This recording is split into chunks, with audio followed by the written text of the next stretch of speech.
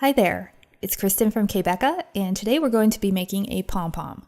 But this isn't just any pom-pom. This is a supersized pom-pom. Bigger is better, right? I'll be using this pom-pom as a gift topper, so the first thing that I did was cut a piece of cardboard to 6 1/4 inches tall by 5 1/2 inches wide, which is slightly larger than the box that the pom-pom will be tied to. I used the cardboard from the back of an empty pad of Bristol paper for this, but you can just cut a piece from a regular cardboard box if you don't have the type of cardboard that I'm using. You don't want to cut your cardboard much larger than maybe 7 inches tall max. And this is because as the diameter of the pom-pom gets larger, it becomes more difficult to maintain the puffiness and fuzziness of the pom-pom.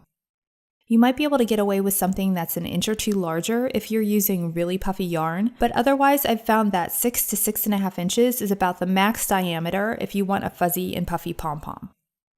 Next, we're going to bring in the yarn, and my favorite brand to use for making pom-poms is Vanna's Choice from Lion Brand Yarns. It comes in a pretty decent range of colors, and I think that it has just the right fuzzy factor to make good pom-poms. To start the pom-pom, I'm going to hold the end of the yarn in place with my thumb and start to wrap it around the long side of the cardboard rectangle that I cut out earlier. As I'm wrapping the yarn around the cardboard, I want to make sure that I'm keeping it pretty loose, so it still has a good bit of give when I pull on it like this. The reason why I want to wrap it loosely is because if I wrapped it tightly, it would be much harder to remove from the cardboard in the next step. I'll continue wrapping the yarn around the cardboard, and I'll try to keep the yarn toward the middle of the piece of cardboard because keeping the yarn concentrated in a smaller area also helps make it easier to remove from the cardboard in the next step.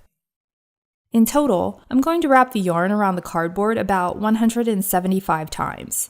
175 to 200 times around is a good amount for this brand of yarn, but if you're making the same size pom-pom and using a thinner yarn, then you'll need to wrap it around more than 200 times.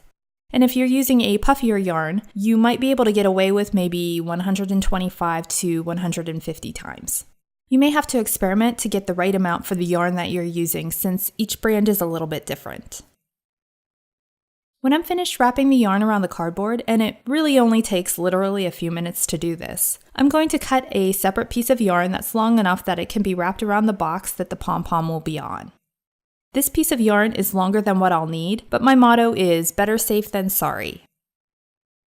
Next, I'm going to slowly slide the yarn off of the cardboard, being careful to keep the yarn together in one bunch as I slide it off.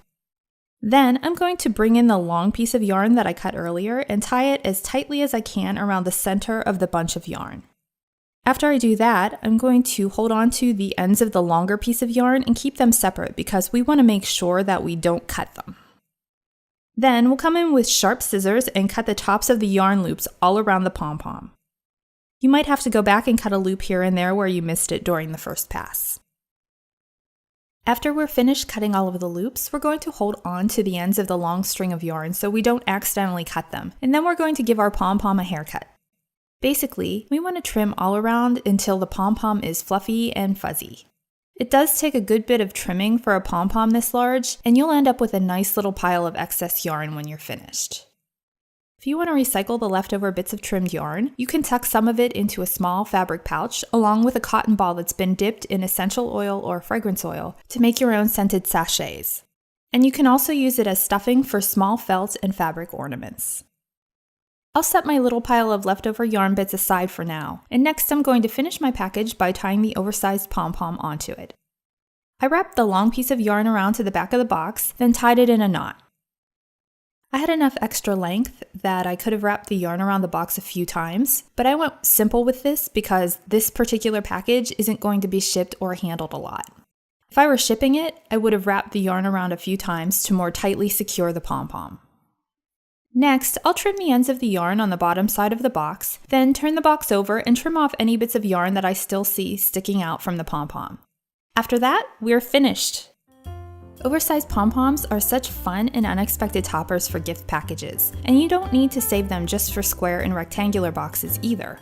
I think that they would look great on small, round, and cylinder-shaped boxes and even tied onto gift bags or jars or tins of Christmas cookies. You can find a full list of supplies used in this project in the description area below, or in the area below the video if you're watching on k.becca.com. I hope that you enjoyed this video, and if you'd like to see more gift packaging projects, please give it a thumbs up and subscribe. Thanks for watching, and I hope you'll tune in again soon.